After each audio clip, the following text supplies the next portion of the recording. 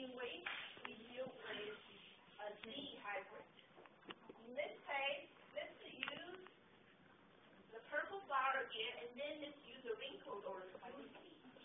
Now we can use the letter R to describe the smoothie, and then we can end up with the two big R's, so that would be round and smooth. Now the other parent is two small p and two small r. This one will have the wrinkle.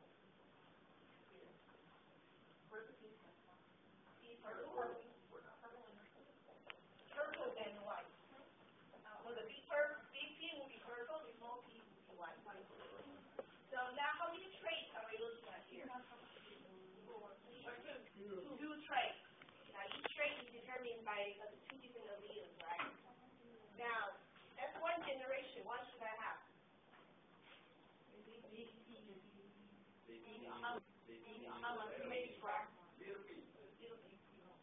Bigger. Is there any other way? Yeah. There isn't any other way. How do we know that?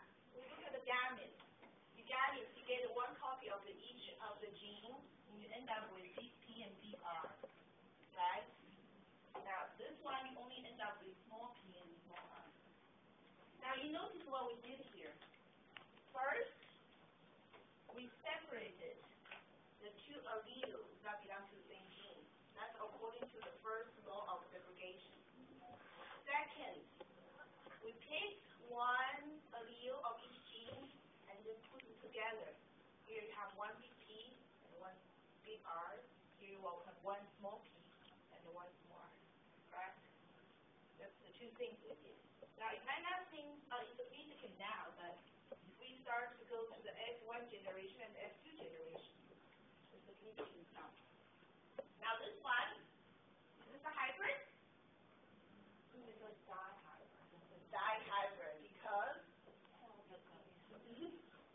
because you're looking at two genes which are responsible for two different traits here, and both of them are hybrids. Now, with this hybrid, can you predict the